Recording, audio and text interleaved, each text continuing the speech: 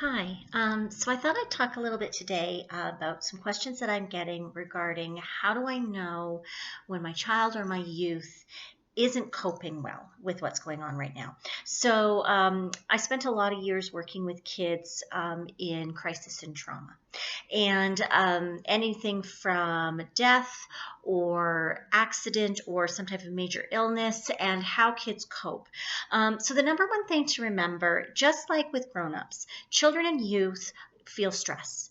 And they may not cope with it in the same way that we do as grown-ups, but they do feel stress, and stress needs to be worked out. Stress that's kept internal and left to fester and isn't dealt with starts to cause issues. So stress, no matter what your age, you've got to have mechanisms and coping that you can use to work through your stress. So as adults, people will exercise to help get rid of stress. Some people will go for a walk. People will read a book. They'll have a nap. Some people overeat. Some people undereat.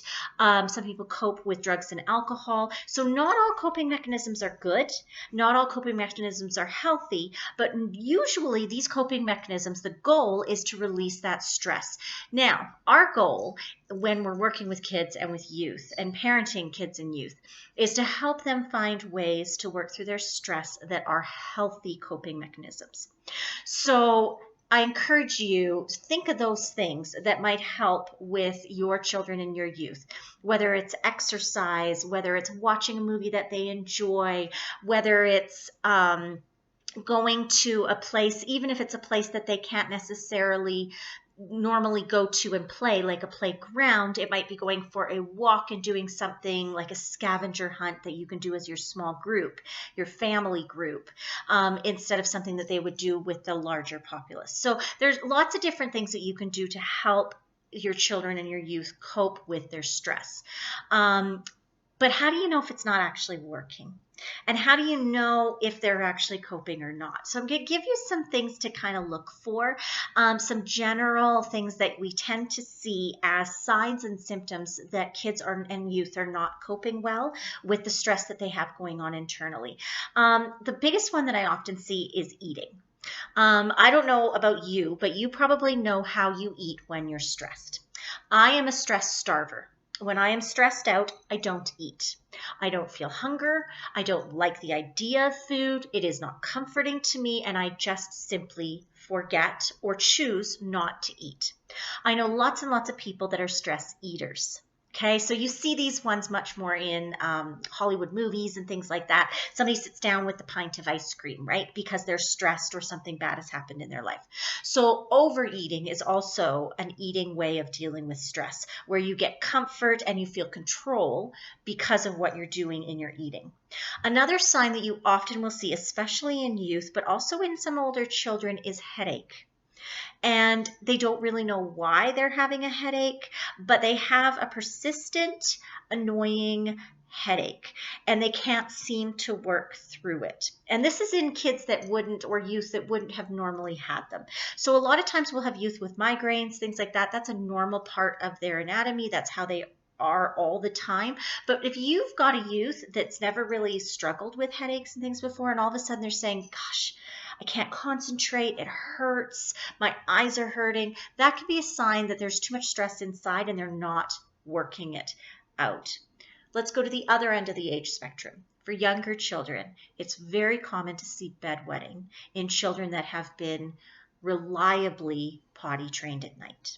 Okay, so kids do wet the bed occasionally, but once they kind of have that hang of how not to wet the bed, and then all of a sudden they're wetting the bed every night again, that can be a really good sign that your younger child is not coping well with their stress. Nightmares, sleep problems in general. Now, again, there's stress eaters. There's also stress sleepers. Some people oversleep when they're stressed because, again, it's a way of coping. It's a way of putting that stress out of their mind. So they'll sleep more. Some people struggle to sleep.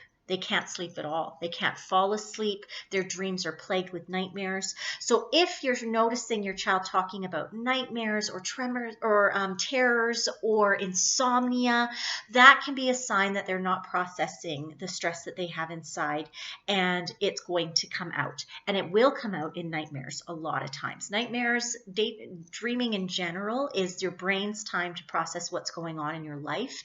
And so nightmares is, again, a way of taking that stress and your brain is processing it. Not necessarily in the healthiest way, but it's processing it. Upset stomach pain for no reason. My tummy hurts, just like my head hurts. It's not something that you can point to a reason. They're not ill. They haven't eaten something that they have problems with yet. They're having a persistent tummy ache or upset tummy. Aches and pains in general. Now, unfortunately, with coronavirus, that's a symptom. Fever and aches and pains, flu-ish type symptoms. But aches and pains for no reason can also be just a sign that tension's inside, because when we're tense, we do tense up. And that can cause stress to our muscles and pain in that way. So how do you know if this is starting to become a problem? So one of the big signs, especially for youth and children, is a lack of interest in things that they enjoy.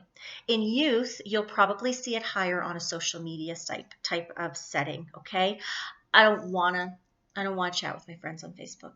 Not or look at Instagram. I don't want to do this. I don't want to have a Zoom. Those types of things, just a lack of interest in that whatsoever. I don't care. I don't wanna, things like that.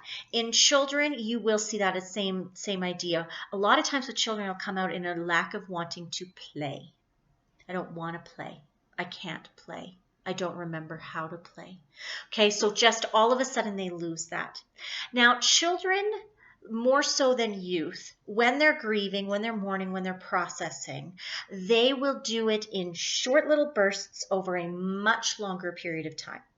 As adults, we grieve, we mourn in big ways or for a shorter period of time, and youth are kind of somewhere in the middle. Okay, so what you want to expect with your child is that they're going to be, I'm so bored, I'm so lonely, ooh, Frozen 2. Okay, that type of attitude. Then maybe after Frozen 2, they go back to, I'm bored, I'm lonely, I want to go back to school. With youth, you're going to see more of it in a half day of just, and then they might start doing something that they're interested in. But if you start noticing a prolonged lack of interest in things that they used to enjoy, that's a sign of a big problem.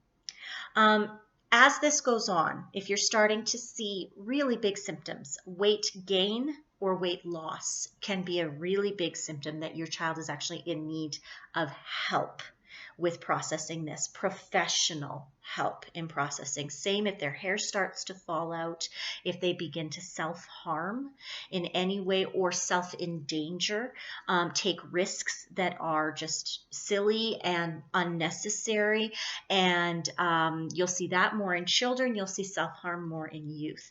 Those are signs that your child or your youth are needing more professional help. So the goal right now is to help your child and your youth work through those stresses all the time. Whether it's bits and pieces throughout the day, it's conversations, it's physical activity, it's finding things that they enjoy doing, it's tapping into ideas that they have. Hey, what would happen if we built a fort out of pillows? Great, let's try. Okay, so it's tapping into those things and really using what they're already coming up with to help them work through their stress, because the goal is to have them working through their stress as they go so that the stress doesn't build up over time and become problematic. I hope that's helpful. If you have specific questions or issues pertaining to your specific child or youth, please feel free to send me an email. I'll be more than happy to look at it and give any wisdom that I might have, or maybe point you in the correct direction of someone else that could be of help. Have a blessed day.